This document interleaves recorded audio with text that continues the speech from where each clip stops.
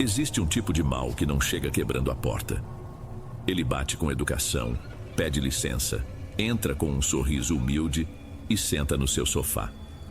E você, por vergonha, por culpa, ou só por querer ser uma pessoa boa, deixa. Você oferece um café. A verdade é que quando ele resolve ir embora, não sobra nem o sofá. Meu nome é Bruna. Essa história aconteceu há uns 2 anos.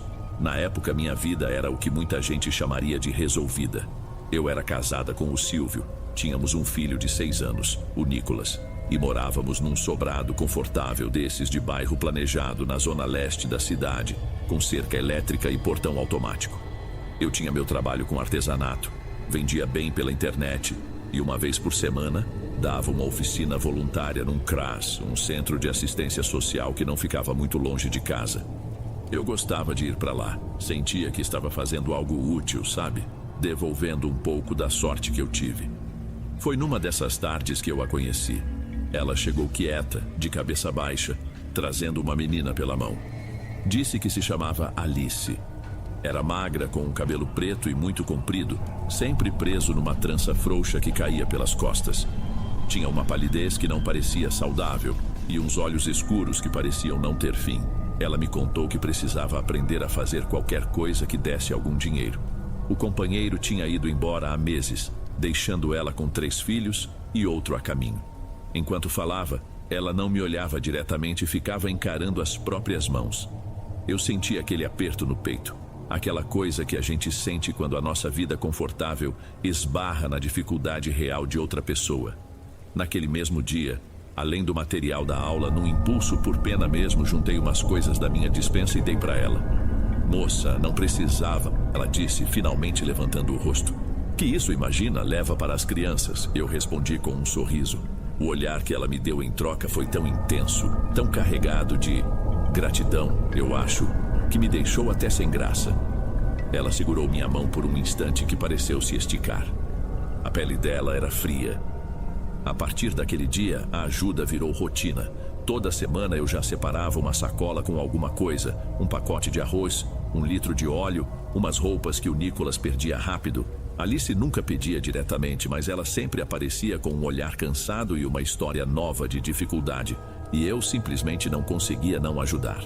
Ela conseguiu meu número de telefone, provavelmente pelo cadastro do CRAS, e as mensagens começaram.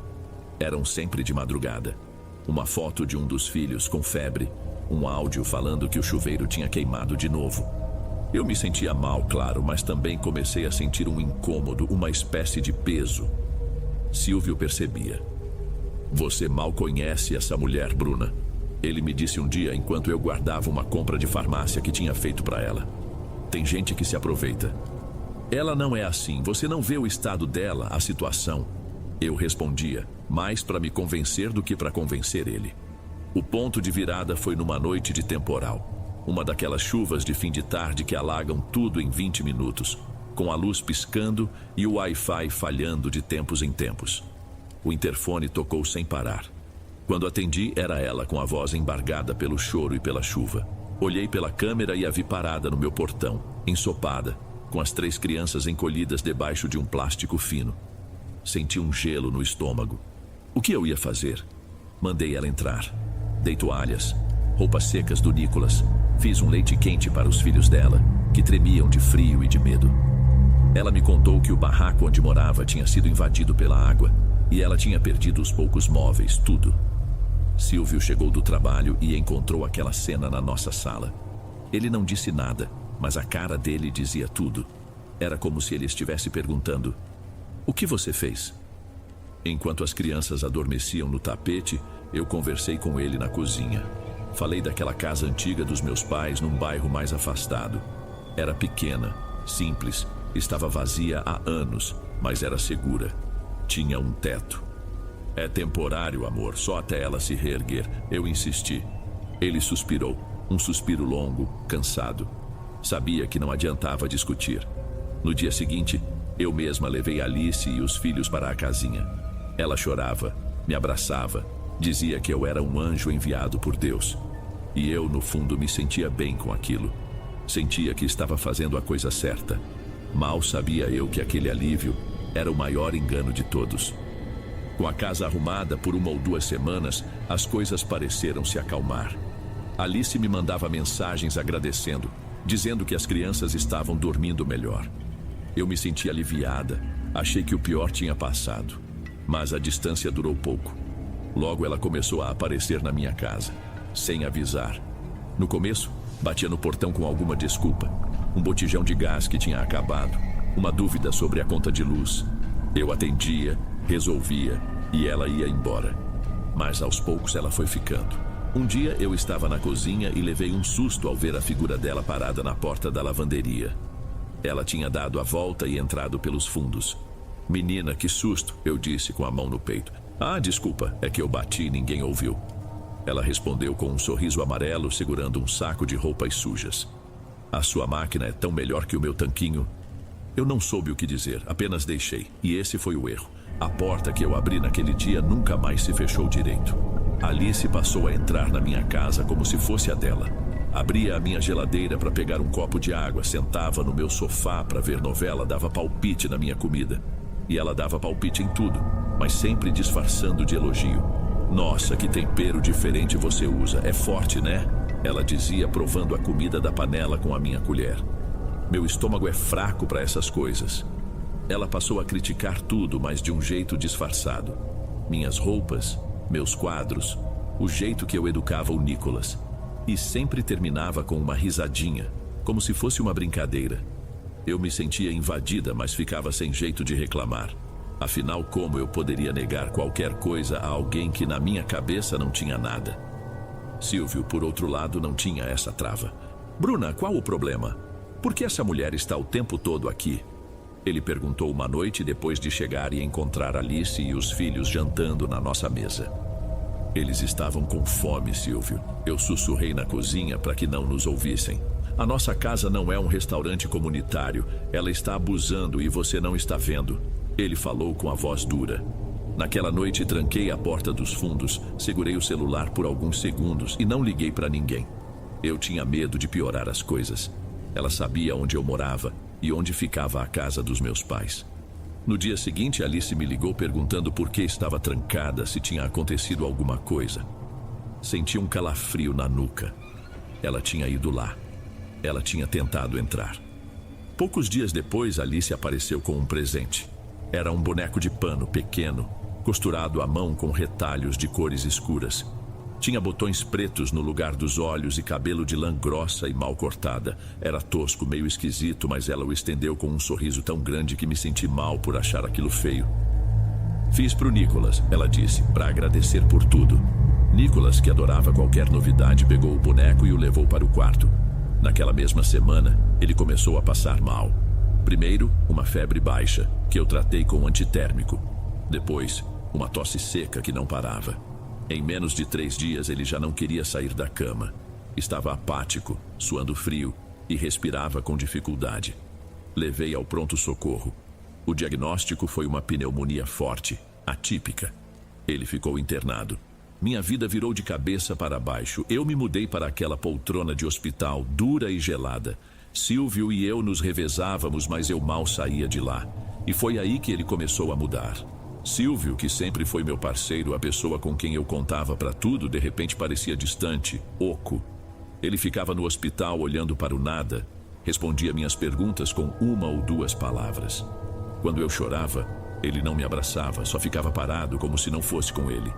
Eu achei que era o estresse, o medo de perder nosso filho. Tentei me agarrar a essa desculpa. Com a casa vazia, quem apareceu para ajudar? Alice. Ela me mandou uma mensagem. Amiga, fica aí com o menino, não se preocupa com nada. Eu limpo tudo, faço uma comida para quando vocês voltarem. Eu estava tão exausta, tão acabada, que nem pensei direito. Agradeci e disse onde ficava a chave reserva. Foi como dar a chave de casa na mão dela.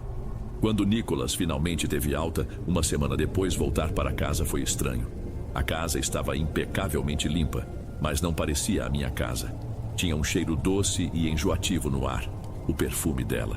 As coisas estavam nos lugares, mas não do jeito que eu deixava. Silvio entrou e foi direto para o nosso quarto, sem dizer uma palavra. Ele mal olhou para o filho que tinha acabado de voltar do hospital. Naquela noite, enquanto ajeitava o Nicholas na cama, viu o boneco de pano que Alice tinha dado. Ele estava sentado na poltrona do canto, virado na nossa direção. Os olhos de botão pareciam me encarar no escuro. Senti um nojo tão forte que tive que sair do quarto para respirar. Alguma coisa ali, naquela casa, estava terrivelmente errada. E eu estava completamente sozinha. Alice se instalou de vez. Ela não era mais visita, era parte da mobília. Cuidava das refeições, e eu passei a comer quase nada, com um nó no estômago, sempre desconfiada do que poderia haver naquela comida. Silvio falava com ela. Não eram grandes conversas, mas eram mais palavras do que ele dirigia a mim em um dia inteiro. Parecia que eu não vivia mais na minha casa. Só assistia ao que acontecia, como se fosse um filme de terror. O estopim foi numa noite de sábado. Eu estava no quarto com o Nicholas, que ainda se recuperava, e ouvi risadas vindo do quintal. Espiei pela janela. Silvio e Alice estavam sentados na varanda. Ele fumava um cigarro, coisa que não fazia há anos, e ela ria de algo que ele dizia com a mão no braço dele. Ver a intimidade dos dois me deu um nó na garganta. Esperei ela ir embora e o confrontei. No começo ele negou, depois gritou, e então ele desabou. Sentado na beirada da cama com a cabeça entre as mãos, ele confessou. Contou que tinha acontecido algumas vezes ali mesmo na nossa casa enquanto eu dormia no hospital ao lado do nosso filho. Eu não sei, Bruna. Eu juro que não sei explicar. Ele soluçava, sem me olhar. Não era eu. É como se minha cabeça estivesse cheia de névoa e a única coisa clara fosse a voz dela. Eu não gritei, não chorei. Eu não senti nada. Só um vazio. Peguei a chave do carro e dirigi até a casa da minha mãe. Contei tudo: a doença, o comportamento do Silvio, a confissão. Minha mãe, uma mulher simples e muito católica, ouviu tudo em silêncio, o rosto se fechando. Quando terminei, ela pegou na minha mão. Minha filha, isso não é normal, a gente precisa de uma ajuda diferente. No dia seguinte, ela me levou até uma casa no final de uma rua de terra, num bairro vizinho. Era uma casa pequena, com um portão baixo e um jardim cheio de vasos de ervas. Quem nos atendeu foi uma senhora de cabelos brancos presos num coque, com um olhar sereno e mãos grossas de quem trabalha a terra. Era a dona Odete. Ela me sentou numa cadeira na cozinha dela, que cheirava a chá e a mato, e me ouviu repetir a história.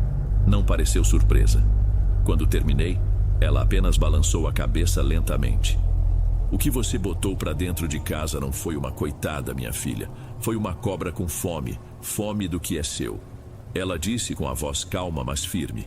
Isso é trabalho feito, coisa amarrada, botada na comida para cegar o homem e secar a criança. Tem alguma coisa na sua casa que ela te deu, não tem? Um presente. É a âncora. É por ali que o mal se segura. Naquele instante, a imagem daquele boneco de pano feio, com seus olhos de botão, surgiu na minha mente. E pela primeira vez em semanas, o medo passou. No lugar dele, veio uma certeza. Eu precisava lutar. Dona Odete não me deixou sair de mãos vazias. Ela me deu um saco de pano cheio de ervas secas com um cheiro forte e penetrante. Uma mistura de arruda, guiné e algo mais amargo que eu não soube identificar. As instruções foram claras. Primeiro você vai achar aquele presente e botar fogo nele, longe da sua casa. Queime até virar cinza. Depois, vai ferver essas ervas e tomar um banho com essa água do pescoço para baixo, pedindo para tudo de ruim ir embora. E por último, com o que sobrar, vai borrifar cada canto da sua casa, principalmente as portas e as janelas. E não deixe aquela mulher entrar mais. Por motivo nenhum. Voltei para casa com uma determinação que eu não sentia há meses. Silvio estava no sofá, olhando para a TV desligada. Nem notou minha chegada. Fui direto para o quarto do Nicholas. O boneco de pano estava lá, jogado num canto. Peguei-o com a ponta dos dedos. A textura do tecido parecia áspera, errada. Levei-o para a churrasqueira nos fundos. Tive dificuldade para fazer o fogo pegar. A lã do cabelo e os retalhos pareciam úmidos. E quando finalmente começaram a queimar, subiu uma fumaça escura, oleosa, com um cheiro horrível, de plástico e cabelo queimado. Fiquei ali até o último pedaço virar um pó preto. Fiz tudo o que Dona Odete mandou. Tomei o banho de ervas, sentindo a pele formigar. Depois, com um borrifador, passei por toda a casa borrifando a água da limpeza em cada batente, em cada fresta, rezando um Pai Nosso atrás do outro como minha avó me ensinou. Quando terminei, a casa parecia mais leve. O ar circulava melhor. Naquela tarde, Nicolas comeu uma tigela inteira de sopa e até pediu para ver um desenho. Silvio me olhou na cozinha e perguntou se eu precisava de ajuda. Foi a primeira frase normal que ele me dirigiu em semanas. Senti uma pontinha de esperança. Essa chama se apagou bruscamente no meio da noite. Acordei com um grito vindo do quarto do Nicolas. Corri para lá, tropeçando no escuro. Encontrei meu filho sentado na cama, pálido, com os olhos arregalados de pavor, apontando para a janela. Mamãe, ele sussurrou tremendo. A moça do boneco. Ela estava ali, olhando para mim. Meu coração parou por um segundo. Olhei para a janela, mas não havia nada além do breu do quintal. Mesmo assim, o quarto parecia frio, com um silêncio que zumbia nos meus ouvidos. Abracei meu filho com toda a minha força. Eu tinha achado que queimar o boneco era o fim, mas agora eu entendia. Aquilo não tinha sido o fim. Tinha sido uma declaração de guerra. E a primeira batalha daquela noite, eu tinha perdido. Na manhã seguinte, antes mesmo de o sol nascer, eu estava batendo no portão de Dona Odete, com Nicolas sonolento no meu colo. Contei a ela sobre a aparição na janela, sobre o pavor do meu filho. Ela me ouviu com uma seriedade que pesava no ar. A cobra está acuada, por isso deu o bote. Ela disse, me entregando uma xícara de chá fumegante. Agora a gente não vai mais só varrer a sujeira para fora. A gente vai trancar a porta e jogar a chave fora. Vamos fechar o seu corpo e o do menino. Dona Odete me deu novas tarefas, mais urgentes e mais estranhas. Entregou-me um pote de vidro com um óleo escuro e denso com cheiro de terra e fumo e um saco com um pó cinzento, uma mistura de sal grosso moído, cinzas e pimenta seca. Você vai benzer a sua casa, ela instruiu com a voz baixa e grave. Com o pó, vai fazer uma linha fina em frente a cada porta e cada janela do lado de dentro. Um risco que não se cruza. Com o óleo, vai untar a testa, a nuca e a sola dos pés, seus e do menino, antes de dormir. E vai rezar com toda a fé que tiver, pedindo proteção. Voltei para casa e comecei o trabalho. Enquanto Nicolas assistia à televisão, mais quieto que o normal, eu percorri a casa como uma sentinela. Me ajoelhei em cada entrada e derramei o pó cinzento, formando uma barreira frágil na aparência, mas que eu sentia ser poderosa. O celular não parava de vibrar no meu bolso. Eram mensagens de Alice. Primeiro, perguntando se estava tudo bem. Depois, dezenas de ligações perdidas. Eu ignorei.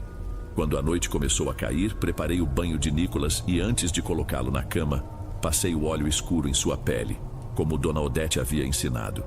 Ele reclamou do cheiro forte, mas ficou quieto. Fiz o mesmo em mim. A pele ardia um pouco onde o óleo tocava. Enquanto eu terminava, o interfone tocou. Meu coração deu um pulo. Fui até o monitor. Era ela. A imagem em preto e branco da câmera de segurança mostrava Alice parada no meu portão, mas seu rosto não era o da mulher sofrida que eu conheci. A expressão era dura, os olhos fixos na minha casa com uma intensidade que era puro ódio. Ela apertou o botão de novo e de novo.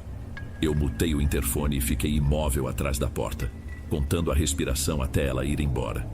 Eu fiquei parada, sem respirar, apenas observando até que, depois de longos minutos, ela se virou e sumiu na escuridão.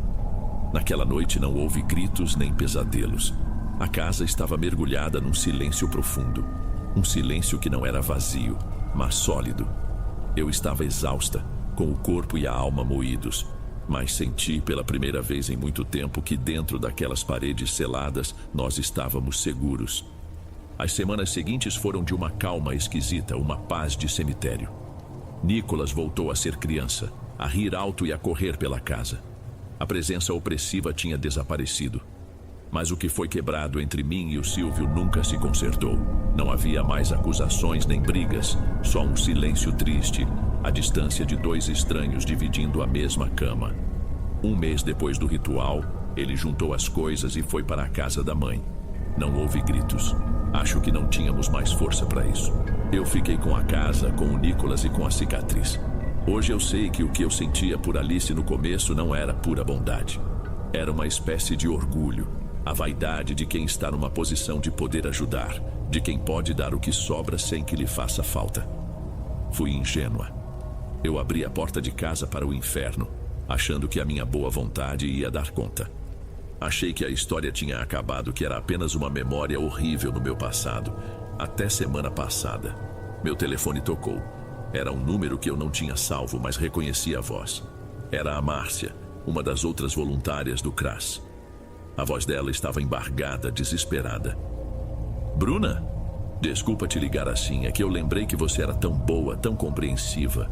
Eu preciso falar com alguém. Ela começou a contar. Disse que tinha feito amizade com uma moça nova que apareceu por lá, uma coitada, com uma história de vida tão sofrida. Contou que, com pena, ofereceu um quartinho vago que tinha nos fundos do terreno da mãe dela. Desde que a mulher se mudou para lá, há umas 3 semanas, a vida dela virou um inferno. O marido mal fala com ela, a filha pequena adoeceu com uma febre que não cede, e a casa dela parece estranha, com uma energia que ela não sabe explicar. Você já ouviu falar de uma coisa assim? Ela me perguntou, a voz trêmula, cheia de uma esperança que me deu náuseas. Do outro lado da linha, a voz da Márcia era um eco desesperado do meu próprio passado. E eu não disse nada. Fiquei muda, ouvindo o som da minha própria respiração, enquanto a cobra faminta se aninhava em uma nova casa.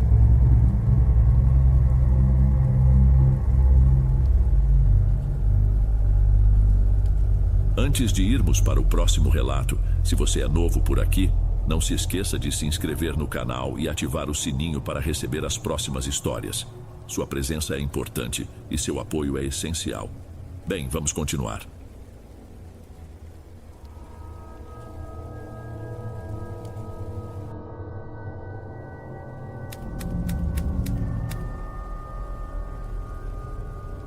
Boa noite, Dom. Meu nome é Miguel. E essa história é sobre o meu irmão, Lucas. Isso tudo aconteceu em 2021.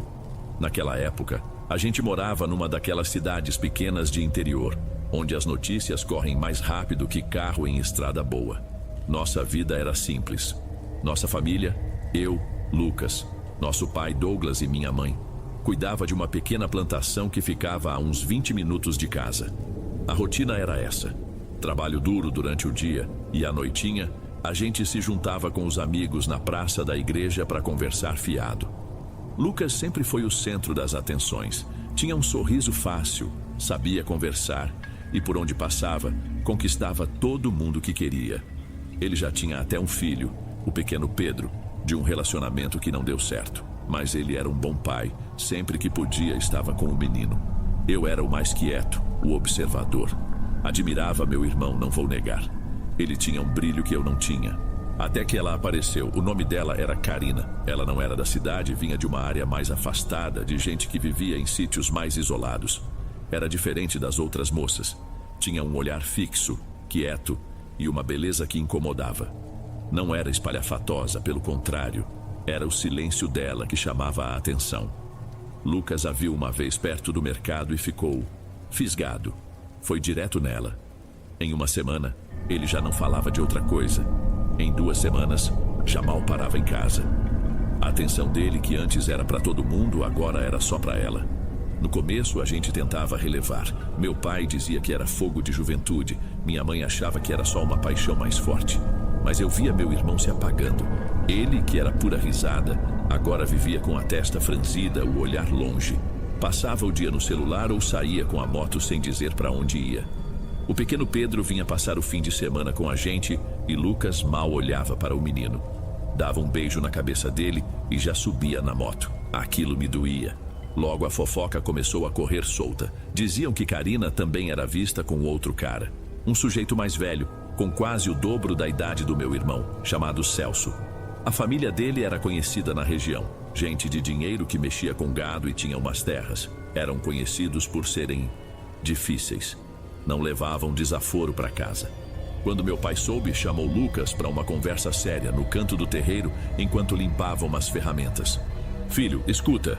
Meu pai começou com aquele jeito calmo dele. Não se arruma problema com gente que não vale a pena. Essa moça tá brincando com você e com esse outro. Tem muita mulher boa por aí. Lucas só balançava a cabeça olhando para o chão. O Celso não tem nada que eu não possa ter. Ele respondeu baixo, com o maxilar travado. E a Karina não é casada com ele. Tentei falar com ele também de irmão para irmão. Numa noite encontrei ele na cozinha tomando um copo d'água com o olhar perdido. Lucas, o pessoal tá falando. Viram ela na caminhonete do Celso. Eu disse tentando não parecer que estava dando bronca. Só toma cuidado, cara. Esse Celso não é flor que se cheire. Ele se virou para mim e pela primeira vez eu não reconheci meu irmão. Os olhos dele estavam frios.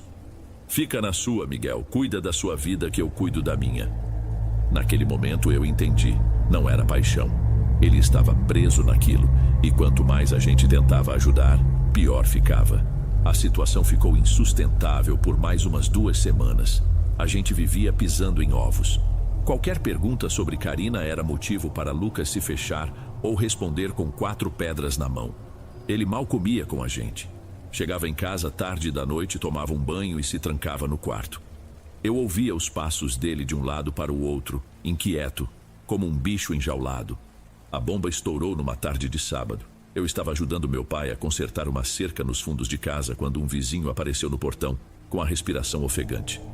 Douglas, corre lá no centro, seu filho, o Lucas, ele brigou com o Celso na frente da venda. A coisa ficou feia. Meu pai largou o martelo no chão. O rosto dele ficou pálido. Fomos os dois quase correndo, sem nem pegar o carro. E a cena que a gente encontrou foi horrível. Lucas estava sentado no meio-fio, a camisa rasgada com um corte na sobrancelha e a boca toda inchada. Celso não estava mais lá. Um pequeno grupo de curiosos olhava de longe, cochichando. Levamos ele para o postinho de saúde. Meu pai não quis chamar a polícia. Disse que em cidade pequena, isso só piora e que era melhor esfriar a cabeça. Minha mãe chegou logo depois, já com os olhos vermelhos de chorar. Enquanto a enfermeira limpava o corte, ela não se aguentou. Pelo amor de Deus, Lucas, olha o seu estado. Minha mãe implorava, segurando a mão dele. Esquece essa mulher. Você tem um filho para criar. Ela vai acabar com a sua vida. Lucas não respondeu. Ele nem olhava para ela. Ficava encarando a parede branca do consultório, com uma expressão dura, vazia. Não havia arrependimento ali. Havia raiva. Uma raiva fria, que eu nunca tinha visto nele. Foi nesse momento, enquanto a enfermeira passava um algodão no peito dele, que eu vi. Pendurado no pescoço por um cordão de couro, havia um objeto pequeno, de madeira escura e retorcida. Parecia uma figa, mas era estranha, quase como uma garra. Ele nunca usou nada parecido. O que é isso aí? Perguntei, mais por impulso. Ele levou a mão ao peito instintivamente, cobrindo o objeto. Não te interessa. A voz saiu abafada pelo inchaço do lábio. Naquela sala pequena, com cheiro de álcool, eu senti um calafrio que não tinha nada a ver com a briga. Meu irmão não estava só machucado. Tinha algo errado com ele.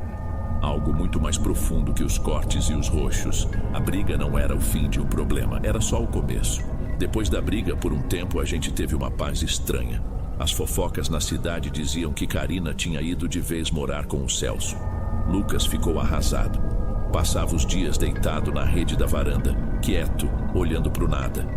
Doía ver meu irmão daquele jeito, mas lá no fundo, eu e meus pais sentimos um alívio. Parecia que, finalmente, o pesadelo estava acabando. Pura ilusão. Numa tarde de domingo, uma caminhonete de luxo, que todo mundo conhecia, parou na frente da nossa casa. Era Celso. Ele desceu batendo a porta com força. E não estava sozinho. Ele arrastava Karina pelo braço. A barriga dela já estava grande, impossível de esconder. Meu pai saiu no portão para ver o que era. Lucas e eu fomos logo atrás. Tá aqui o presente do seu filho, Celso gritou, empurrando Karina para frente. Ela tropeçou e quase caiu. Essa criança aí não tem meu sangue. Manda o Lucas assumir a responsabilidade dele. Karina chorava, mas era um choro de raiva. Os vizinhos já estavam nas janelas, assistindo ao espetáculo.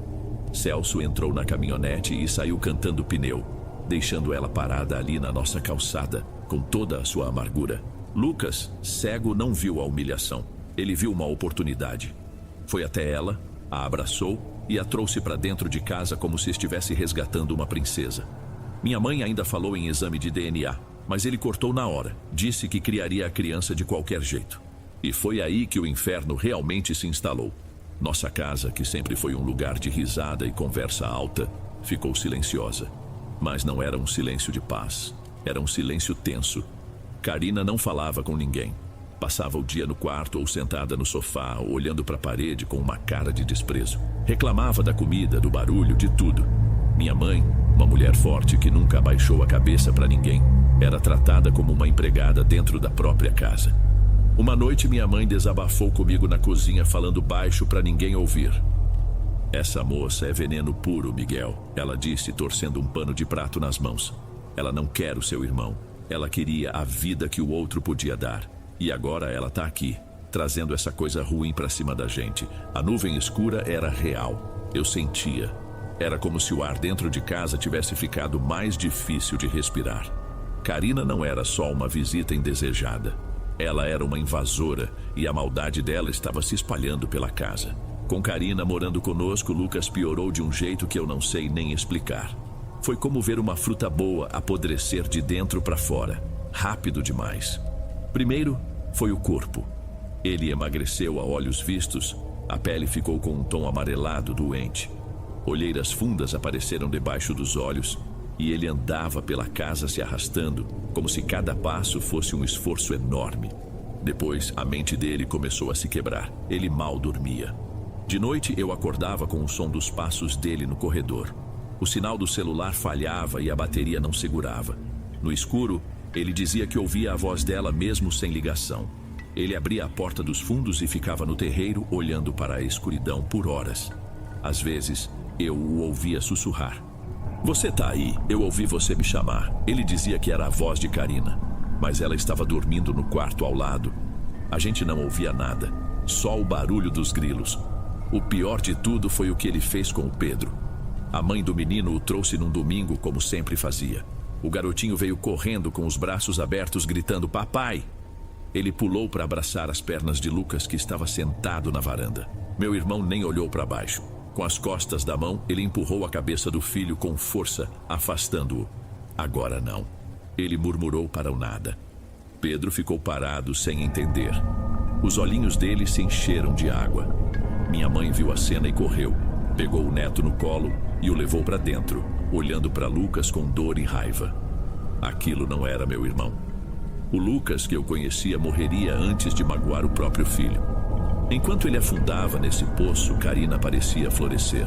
A barriga crescia e ela parecia cada vez mais satisfeita. Não mostrava nenhuma preocupação com o estado dele. Apenas o observava, com seus olhos quietos e frios, como se estivesse gostando do que via. Ela fazia dele o que queria. Numa noite, meu pai me chamou no quartinho de ferramentas. A voz dele era um sussurro. "Miguel." Ele começou sem conseguir me encarar. "Isso não é normal. Não é coisa de paixão nem de tristeza." Ele não precisou completar a frase. Nós dois sabíamos o que ele estava pensando. A palavra ficou flutuando entre nós, pesada e assustadora. Feitiçaria. Era uma ideia de gente antiga, uma superstição, mas olhando para o que meu irmão tinha se tornado, era a única coisa que fazia algum sentido. Estavam destruindo ele na nossa frente. A gota d'água veio de onde a gente menos esperava. Numa manhã, uma mulher de aparência cansada, já com seus 60 e poucos anos, bateu palma no nosso portão. Era a mãe do Celso. Minha mãe foi atender desconfiada, pronta para a briga, mas a mulher só pediu para entrar com a voz baixa. Disse que o assunto era o mesmo que estava tirando o sono de nós duas. Sentada na nossa sala, com as mãos entrelaçadas no colo, ela contou a mesma história, mas com outro nome. Disse que o filho dela, Celso, tinha virado outro homem desde que se envolveu com Karina. Ficou agressivo, desconfiado até dos próprios pais e largou de mão os filhos que tinha de outro casamento. "Eu não aguentava mais ver meu filho se perdendo", ela confessou com vergonha. "Procurei uma rezadeira, uma senhora antiga, e ela me abriu os olhos." Minha mãe e meu pai se olharam. Eu, sentado num canto, prendi a respiração. A rezadeira me disse que essa moça, Karina, estava mexendo com coisa ruim, coisa escura. A mãe de Celso continuou, e ela falava com dificuldade, medindo cada palavra, e que não fazia sozinha, que a mãe dela ajudava. O trabalho não era só no meu filho, era no seu também. Ela disse que queriam prender os dois para tirar o que pudessem de cada um. Ouvir aquilo da boca dela foi um soco no estômago. Não era mais uma suspeita nossa, uma loucura da nossa cabeça. Outra família estava vivendo o mesmo pesadelo. A senhora me aconselhou a não deixar para lá. Disse que se a gente não fizer nada, essa maldade acaba com eles. Ela concluiu, se levantando. Eu vim aqui para avisar vocês. Não quero essa mulher na minha família. E acho que vocês também não querem. Quando ela foi embora, um silêncio pesado ficou na sala. Meu pai andava de um lado para o outro. Minha mãe chorava baixinho. Pela primeira vez em meses, a gente não estava mais perdido. Estávamos com medo, muito medo. Mas agora tínhamos uma direção. Não foi fácil, mas conseguimos o contato de um rezador que morava num sítio mais afastado. Fomos até lá no fim de semana, só eu e meus pais. O homem era um senhor simples, de olhar penetrante. Ele nos olhou um a um em silêncio antes de falar. O mal que trouxe vocês aqui não está em ninguém nesta sala, mas espera por vocês em casa. É por causa do rapaz, não é? Aquele que perdeu a alegria. Ele disse como se estivesse lendo nossos pensamentos. O mal que botaram nele foi forte. Foi feito para tirar a alegria, a força, o juízo. Para deixar só a casca. Mas tudo o que é feito pode ser desfeito. Só que a luta não vai ser fácil. O rezador nos avisou que quando ele começasse o trabalho, a coisa dentro de casa ia se agitar. Ele disse que o mal não ia querer largar o osso fácil. Ele não estava brincando. Nos dias seguintes, Lucas virou um bicho. Tinha febre alta, vomitava um líquido escuro e tremia de frio mesmo no calor. A agressividade dele explodiu. Ele nos xingava, batia nas paredes e tentava sair de casa a todo custo, dizendo que precisava encontrar a Karina, que ela estava chamando por ele. Tivemos que esconder as chaves da moto, trancar o portão. Era um inferno. Eu e meu pai tínhamos que segurá-lo. Um homem adulto, com uma força que não parecia dele. Me solta, ela tá me esperando! Ele gritava, se debatendo com os olhos vermelhos de raiva. Minha mãe chorava e pedia para ele se acalmar, para lutar contra aquilo. Era como ver alguém se afogando e não conseguir puxá-lo para a superfície. No auge dessa crise, Karina apareceu. Bateu no nosso portão com uma cara de pau inacreditável, dizendo que queria falar com o Lucas. Foi a vez da minha mãe explodir. Eu nunca a vi daquele jeito. Ela abriu a porta com tudo, o rosto vermelho de fúria. Some da minha casa, sua bruxa! Ela gritou com uma voz que eu não reconheci. A gente já sabe de tudo, de todo o mal que você e sua mãe fizeram. Karina recuou assustada, mas minha mãe não tinha acabado. Ela entrou, pegou o balde que usava para lavar a varanda, cheio de água e sabão, e jogou tudo nela. Todo esse mal que você jogou na minha família vai voltar para você, em dobro. Agora desaparece daqui. Ela bateu o portão com tanta força que o trinco quase quebrou. Naquela noite a casa estava estranha, carregada. Lucas, pela primeira vez em dias, tinha adormecido de exaustão. Perto das 10 horas, meu pai me pediu para ir fechar direito o galinheiro, que uma das galinhas com pintinhos estava ciscando para fora. Fui para o fundo do quintal. A única luz era a lâmpada fraca do poste dos fundos. Eu estava agachado, amarrando a portinhola com um arame quando senti alguém parar logo atrás de mim. Pelo canto do olho, vi um vulto com a mesma calça jeans e a bota do meu irmão. Por um instante, achei que ele tinha acordado e vindo me ajudar. Lucas? Chamei sem me virar. Não houve resposta. Senti a presença chegar mais perto, quase respirando no meu pescoço. Foi quando um empurrão violento me jogou de lado na terra. Rolei e levantei a cabeça, assustado. Parada a uns 3 metros de mim estava a silhueta de um homem alto, mas não tinha rosto. Era só uma sombra densa, toda preta. Antes que eu pudesse gritar, aquilo avançou na minha direção, rápido como um animal. Por puro instinto, cobri o rosto com os braços, esperando o impacto. Mas nada aconteceu, só um sopro de ar frio. Quando olhei de novo, não havia ninguém lá. O terreiro estava vazio. Corri para dentro com o coração disparado. Fui direto ao quarto do meu irmão. Ele estava na cama, no mesmo lugar, dormindo um sono pesado. Mas estava encharcado de suor, como se tivesse corrido uma maratona. Depois daquela noite no quintal, a febre de Lucas cedeu. Ele dormiu por quase um dia inteiro. Quando acordou, parecia esvaziado, completamente esgotado. Ele não se lembrava de quase nada das últimas semanas, só de flashes de pesadelos. Aos poucos, meu irmão começou a voltar, mas o brilho nos olhos dele, a risada fácil, isso demorou muito mais. Na verdade, Acho que nunca mais voltou a ser como era antes. Enquanto Lucas se recuperava lentamente, a vida da Karina começou a desmoronar. O rezador tinha nos avisado: o mal, quando não acha onde ficar, volta para quem mandou. Dias depois, soubemos que ela perdeu o bebê. A notícia chegou e, por mais que a gente a odiasse, foi um baque. Vi meu irmão chorar em silêncio no quarto. No fundo, ele acreditava que aquele filho era dele. Ele quis ir até ela, mas nós não deixamos. Meu pai foi duro. Você não vai voltar para perto daquele veneno nunca mais. Uma semana depois, outra tragédia. O pai dela foi encontrado morto na roça.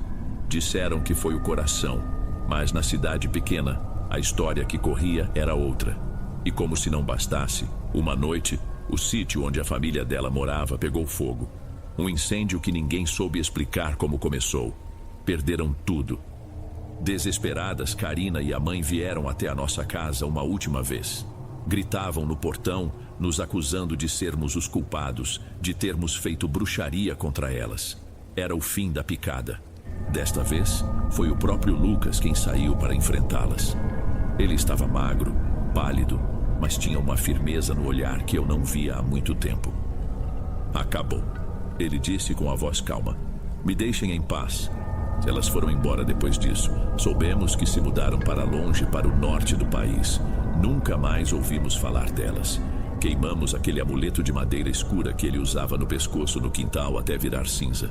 Hoje, passados 4 anos, a vida parece normal. Lucas está bem. Ele e o Pedro são grudados e ele até começou a namorar uma moça boa, tranquila. Ele trabalha, ri, conversa. Mas tem uma sombra no fundo do olhar dele que não existia antes, uma cautela, uma tristeza. A gente se uniu mais, mas aquilo deixou uma marca. Às vezes, de noite, eu ainda me pego pensando naquela silhueta escura no galinheiro. Penso em como uma pessoa pode ser uma porta para algo terrível entrar na vida da gente. Nós fechamos a porta, mas sabemos que do lado de fora o mal continua por aí.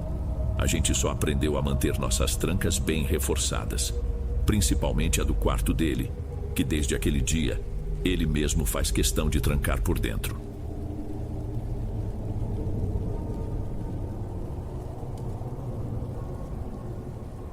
Antes de irmos para o último relato, se ainda estiver por aqui, comente o horário que está assistindo.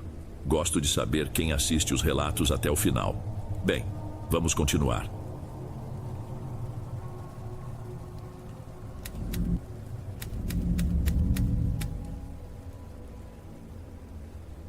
Existem decisões que a gente toma sem pensar direito, sabe? Aquelas coisas de momento, que parecem não ter importância nenhuma, mas que acabam definindo tudo o que vem depois.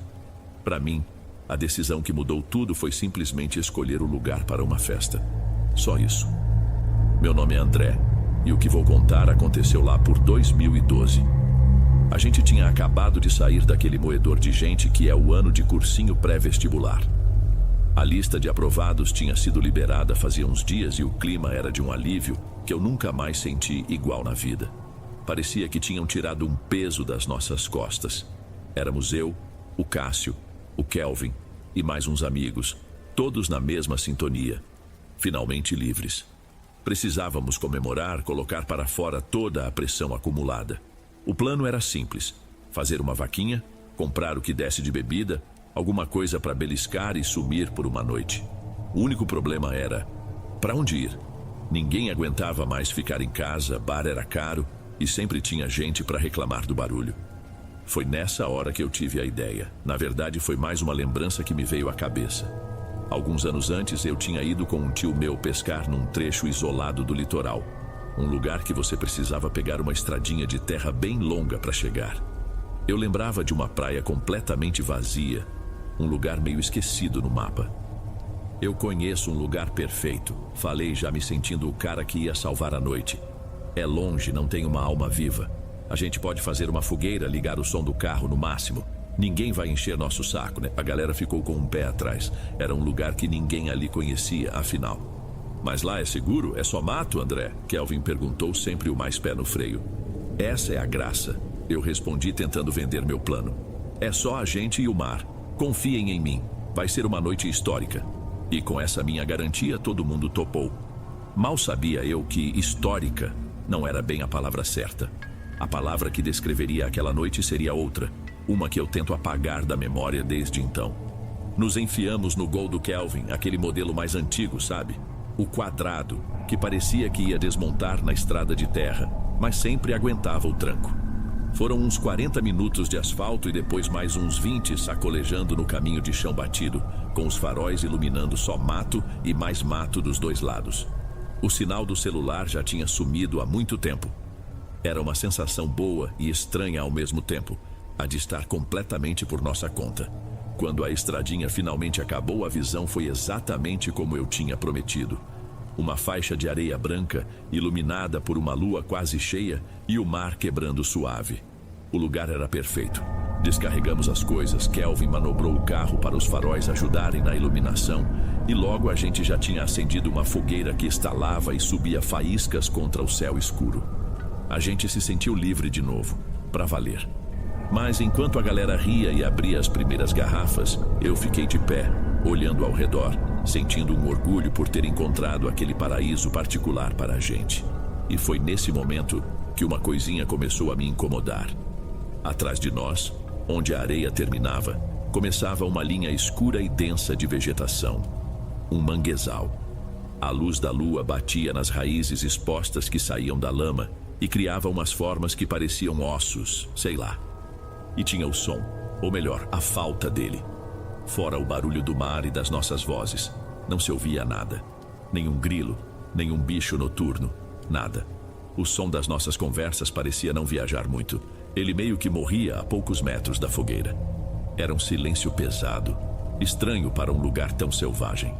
Tentei espantar a sensação e, para quebrar o gelo que eu mesmo tinha criado na minha cabeça, fiz uma piada idiota. Meu tio dizia que os pescadores mais velhos tinham medo daqui. Comentei rindo. Falavam que à noite aparecia o tal do assombro da maré. Um espírito que fica preso no mangue e não gosta de barulho.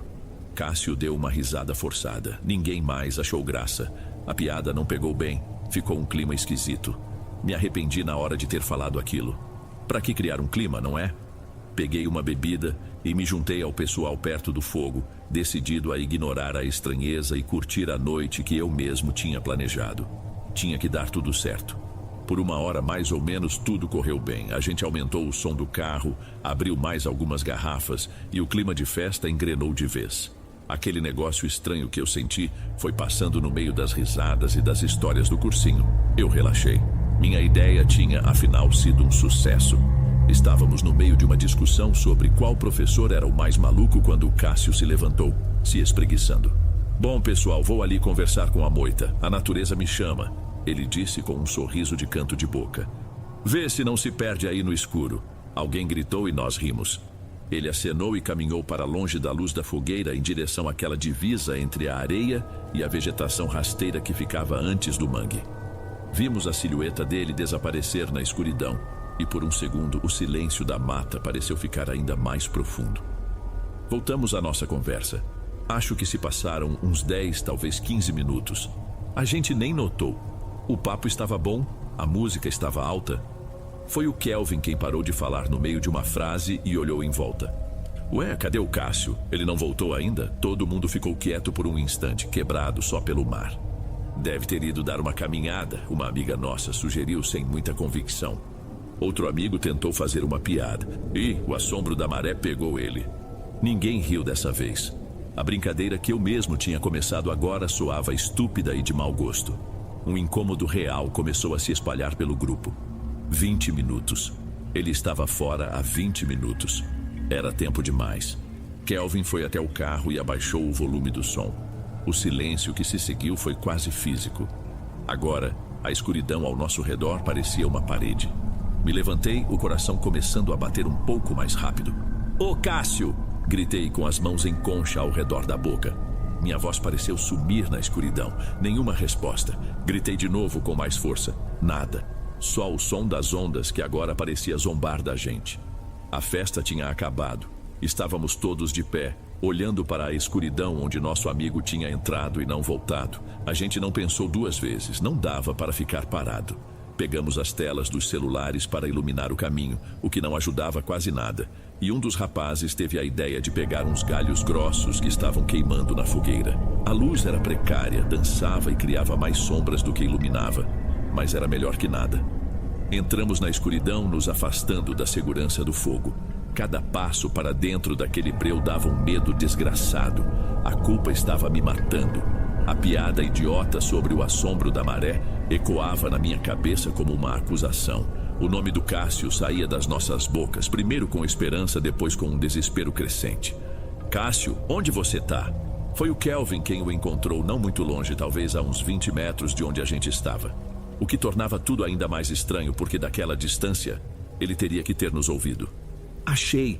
Ele gritou, mas a voz dele não era de alívio, era de espanto. Corram aqui! Nós fomos na direção do grito, tropeçando na areia fofa. E então o vimos.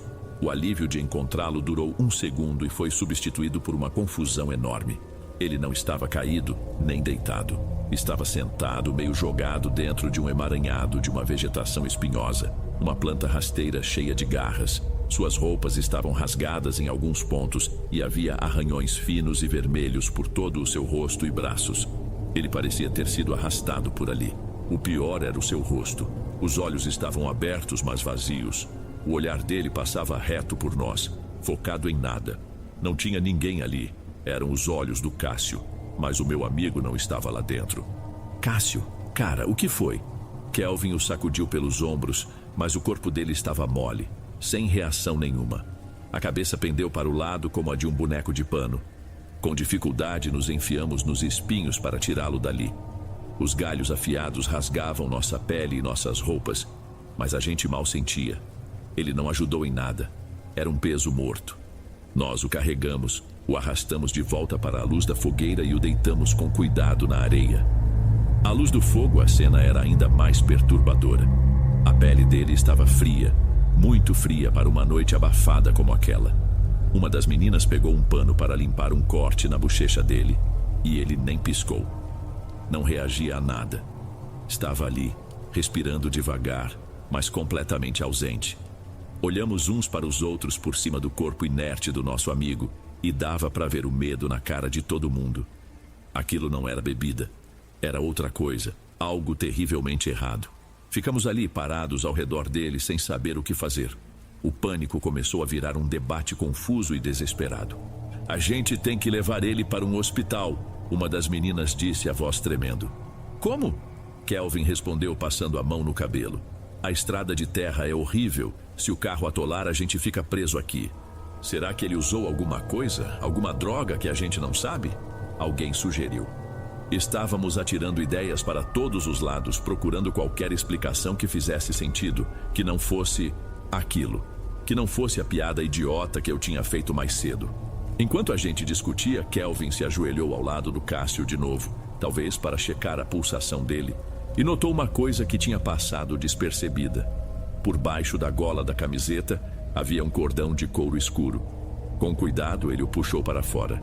Na ponta, havia uma pequena bolsinha de couro costurada. Um patuá. Eu nunca vi ele com isso. Kelvin falou baixo, mais para si mesmo. A avó dele deu para ele. Eu lembrei, a voz saindo fraca. Ele me disse uma vez. Falou que era contra mal olhado essas coisas. Ficamos olhando para o pequeno objeto, uma proteção que claramente não tinha funcionado. Ou talvez tivesse, de um jeito que a gente não entendia. Kelvin ainda segurava o patuá entre os dedos, examinando-o. Então, ele fez um movimento para colocá-lo de volta sobre o peito do Cássio. E no momento em que os dedos dele pressionaram a pequena bolsa de couro contra a pele do nosso amigo, foi aí que o negócio ficou feio de verdade. O corpo do Cássio se arqueou para trás com uma violência que não parecia humana, as costas se curvando tanto que só os calcanhares e a nuca tocavam a areia. Os músculos dos braços e do pescoço ficaram rígidos como pedra. Um som horrível saiu da garganta dele, um chiado longo e gutural, como o de um animal. Os olhos, antes vazios, focaram em Kelvin com um ódio que deixou todo mundo paralisado. Assustado, Kelvin soltou o patuá como se tivesse levado um choque. No instante em que a mão dele se afastou, o corpo de Cássio desabou de volta na areia. Inerte, vazio, exatamente como antes. Ninguém se mexeu, ninguém respirava. Kelvin se arrastou para trás na areia, se afastando do amigo como se ele fosse uma serpente. O silêncio que se seguiu foi a confirmação final. A gente não estava lidando com um problema médico. Estávamos lidando com o impossível. O choque nos deixou mudos por uns 30 segundos que pareceram uma eternidade. Kelvin continuava no chão, olhando para as próprias mãos como se estivessem sujas. Foi o cordão, eu disse, quebrando o silêncio. Minha própria voz soou estranha. Foi quando você tocou. A ficha caiu para todo mundo ao mesmo tempo. Tira isso dele, joga no mar, gritou a amiga que estava perto de mim. Não! Kelvin rebateu a voz esganiçada. E se for isso que está mantendo ele quieto? E se a gente tirar e ele não voltar mais ao normal? O pavor era tanto que a gente não sabia o que fazer. Olhei para o Kelvin, o desespero me dando uma coragem estúpida. Toca de novo. Você ficou louco, André? De jeito nenhum. Ele respondeu, se afastando mais. A gente precisa ter certeza, só um toque rápido.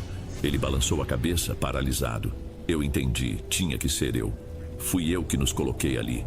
Respirei fundo, me arrastei pela areia e, com a mão tremendo de um jeito que eu mal conseguia controlar, estiquei meu indicador e encostei na bordinha do patuá.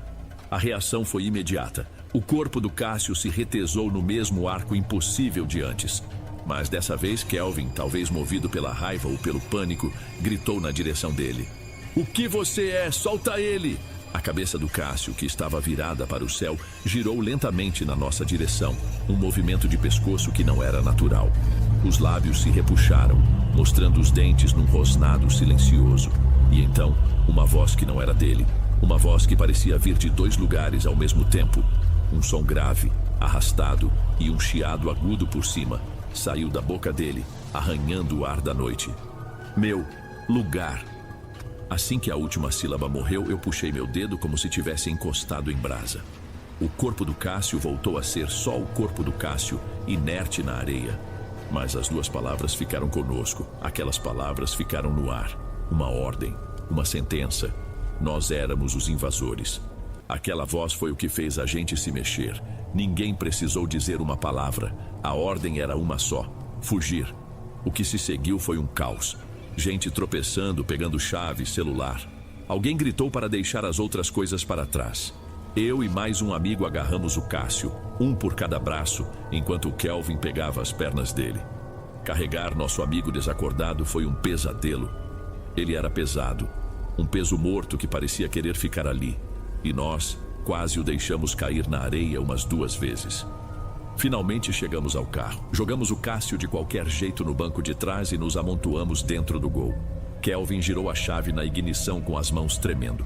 O motor fez um barulho de metal raspando, um som arrastado e doente, e morreu. Um gemido de desespero saiu de todos nós ao mesmo tempo. De novo, Kelvin, tenta de novo? Eu gritei virado para ele. Ele tentou. De novo, o mesmo som de um motor que não tem forças para girar. Lá fora, a fogueira que tínhamos feito parecia menor. Uma ilha de luz que parecia minúscula no meio daquela escuridão total do mangue. E naquela escuridão eu juro que vi alguma coisa se mexer. Uma sombra que não estava lá antes. Um contorno que se descolou do mangue. Não tinha vento. Nada deveria estar se mexendo. Vai, Kelvin, pelo amor de Deus! A voz veio do banco de trás, cheia de pânico. Ele girou a chave uma última vez, o pé afundado no acelerador. O motor protestou, engasgou. E então, com um tranco violento que jogou todo mundo para frente, ele pegou. O barulho do velho motor 1000 nunca soou tão bem. Kelvin não perdeu tempo. Deu a ré patinando na areia, virou o carro de forma brusca e acelerou pela estradinha de terra, levantando uma nuvem de poeira. O carro sacolejava tanto que tínhamos que nos segurar para não bater a cabeça no teto. Eu olhava para trás, para os lados, para qualquer lugar menos para a frente. Os faróis criavam um túnel de luz na escuridão. E era nas bordas desse túnel que as coisas aconteciam. Eu vi uma forma alta e fina, e o contorno dela parecia se torcer lentamente como fumaça escura parada ao lado de uma árvore.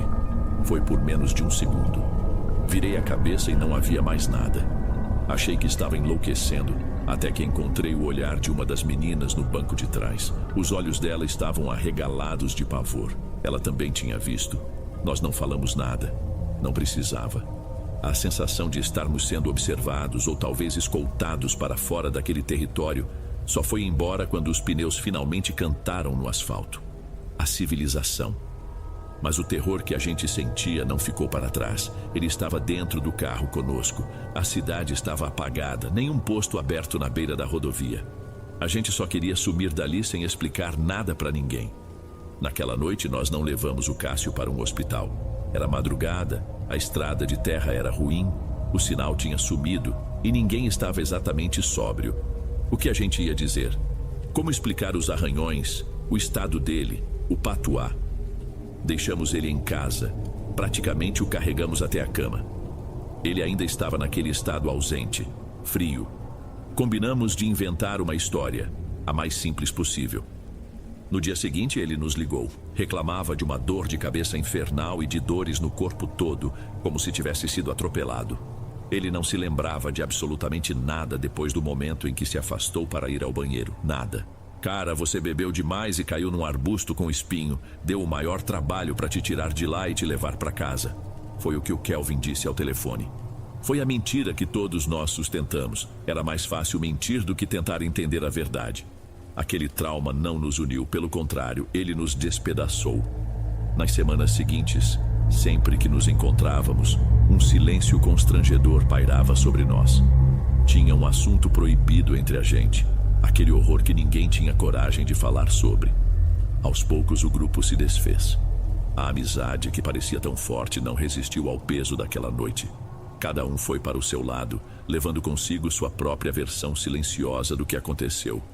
Eu carrego a minha culpa até hoje. Fui eu quem os levou para lá. A minha vontade estúpida de ser o cara com a ideia genial, de encontrar o lugar perfeito, nos levou para um canto esquecido onde alguma coisa muito antiga e ruim estava esperando. E essa coisa marcou um de nós para sempre. Eu não vejo mais o Cássio, quer dizer, não como antes. A gente se cruza pela cidade de vez em quando. Ele largou a faculdade que a gente tinha começado a cursar juntos. Soube por outros que ele mal sai de casa. Dizem que ele desenvolveu uma aversão esquisita a frutos do mar que não suporta nem o cheiro de maresia. O pior foi na última vez que o vi, uns 2 meses atrás. Estávamos em lados opostos de uma rua, esperando o sinal abrir. Nossos olhos se cruzaram. Por um segundo, um mísero segundo, eu não vi meu amigo ali. Eu vi a mesma inteligência fria e possessiva que nos encarou na praia. Um lampejo daquele ódio territorial. Um reconhecimento. E então, ele piscou, e era apenas o Cássio de novo, com aquele olhar quieto e distante que virou a cara dele. Ele fez um leve aceno com a cabeça e desviou o olhar. Eu atravessei a rua e não olhei para trás. Eu sei o que eu vi. O patuá da avó dele talvez tenha salvado a vida dele, impedido que aquela coisa o levasse por completo, mas não o salvou de verdade. O que quer que a gente tenha despertado naquela praia, não ficou inteiramente lá. Um pedaço dele voltou conosco e agora vive, em silêncio, atrás dos olhos do meu amigo. E esse, para mim, é o verdadeiro horror. A história não acabou e eu sou obrigado a assistir de longe o resto dela acontecer.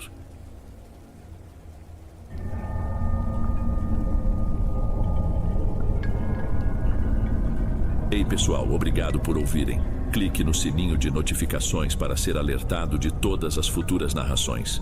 Lanço vídeos novos todos os dias por aqui. Espero te ver nos próximos.